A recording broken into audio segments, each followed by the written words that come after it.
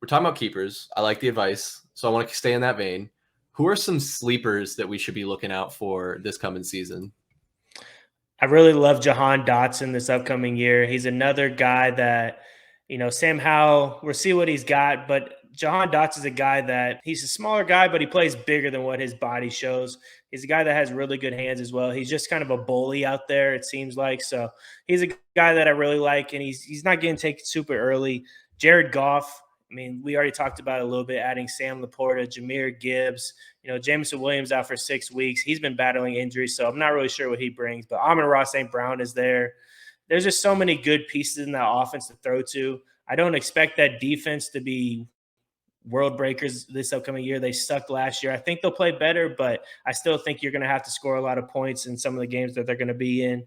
Dalton Schultz, guy that played for the Cowboys last year, one of the top tight ends. Now he goes to the Texans. So not many good pass catchers there. We've seen there's some potential in some of the younger guys, but I think C.J. Stroud is going to need a safety blanket, and why not Dalton Schultz? We've already seen it before. I think he can do it again this upcoming year. He's a guy that you're getting so late. He's a guy that you don't have to spend the capital for, and he's a guy that you can wait on if you don't get one of these top tight ends. Aaron Jones. This guy has finished top 10 the last 4 seasons. He's a guy that catches 46-plus passes a game. It is just an easy pick to go get him. He's at the very bottom of the tier of RBs where I start to get a little bit scared. So I love picking up Aaron Jones later. He has that potential to be another good fantasy football player this upcoming year at the RB position, especially with Jordan Love. I mean, he's going to have to check the ball down a good amount. And I think Aaron Jones and them will start to run a little bit more as well. Awesome. I'm writing this down so that I don't forget next Saturday when we're drafting. I always like looking for those late round sleepers. Cut the tape.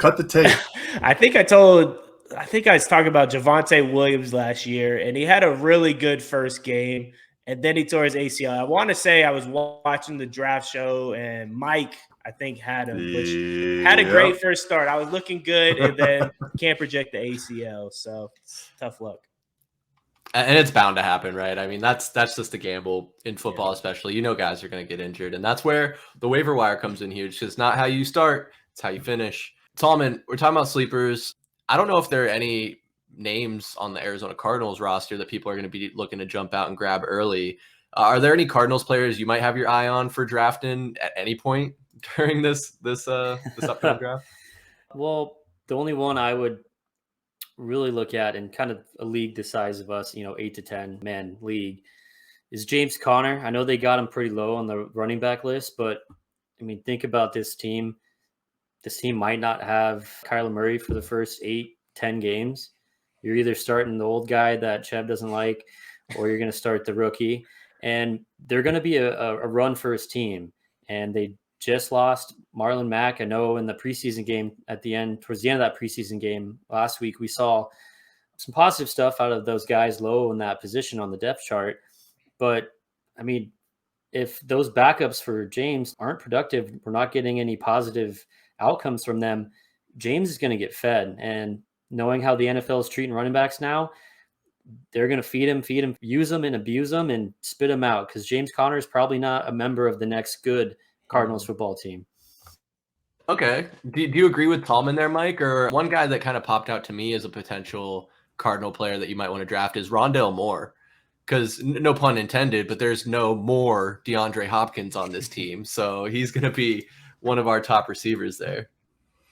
He is. I think there's just still too many unknowns with this quarterback position and what you're truly going to be able to get. So I am kind of in the same camp with Tallman. If I'm looking to draft anybody, maybe mid-range, it's James Conner. But that still scares me at the same point, because the running back room is thin right now, and we're going to need to spell him and not give him 25 carries a game, or he's not going to make it to week 6, because we know that he's injury prone himself. But maybe you could look at a Hollywood Brown because he is in a contract year. I'd even be interested to keep an eye out with Greg Dortch, because he's going to have opportunities in that slot position. And especially depending on how long K1's out, they're going to be dinking and dunking. We know that's Colt McCoy's favorite thing to do. And, he could gobble up maybe 7 to 8 catches a game. But Rondale Moore, Chris, it's unfortunate. I just don't know what kind of player he truly is at the end of the day.